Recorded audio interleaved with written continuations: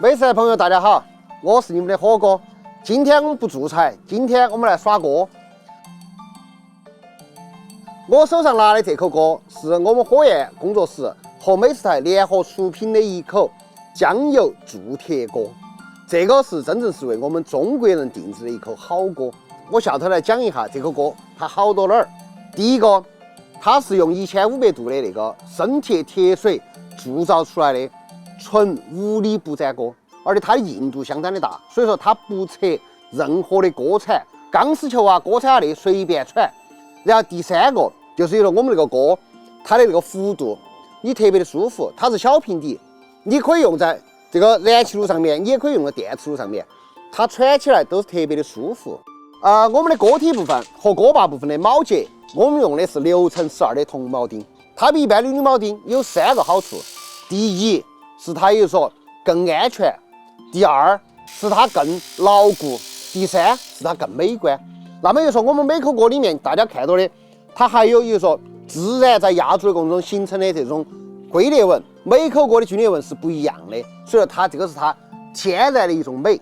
正常的铸铁锅我们在使用之前我们都要制锅，但是铁心的火锅和美食台已经帮你制过了。如果你还不放心的话呢，你也可以用点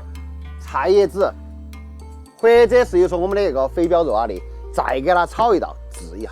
还有就是在你使用的过程中，这个锅有可能会变黑。我要告诉你的是，这个锅变黑是正常的。我们原来有句俗话叫背黑锅，背黑锅。这种铸铁锅，它表面的这层黑是形成了一种3氧化二铁和一种油膜的混合体，这个锅整体黑了以后才不会生锈。这个也是这个锅的一种自然的好处。还有就是我们的锅相当的耐操，就是说你不管你在任何使用条件下，不管你用任何燃具，比如说炭火也好，煤气炉子也好，还是说你用的是那种就是电磁炉也好，它都可以轻松的就是让它均匀的加热。它不像有些锅只热底下一坨。我们这个炒锅呢，它的口径有2种，一个是32的，一个是34的，比一般就是市面上的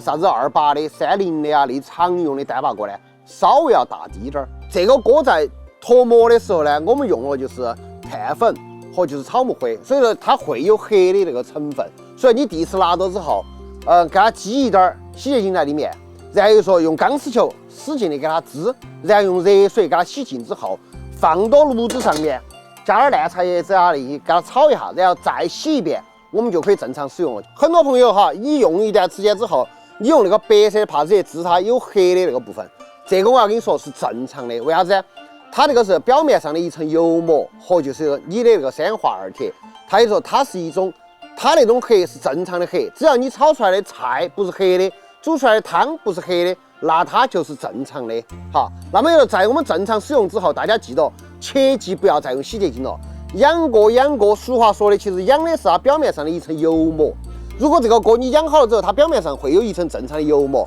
你再用洗洁精去洗它的时候，你把油膜一洗掉，然后再用高温一烧烤，咋个办呢？这样你的锅就相当于是个新锅了，那你就需要买一坨肥膘肉，然后重新制锅。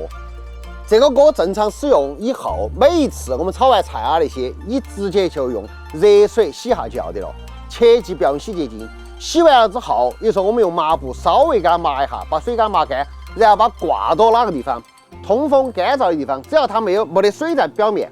它就不会生锈。如果你说你要想炒完菜，大家很多有的习惯是直接放到灶上，那么你说也可以，但是你一定要把水给它擦干净，这个是说最基本的一个保养，对它最基本的尊重。如果你不小心，比如说屋里头漏水，这个锅还是生锈了，咋个办？不要着急。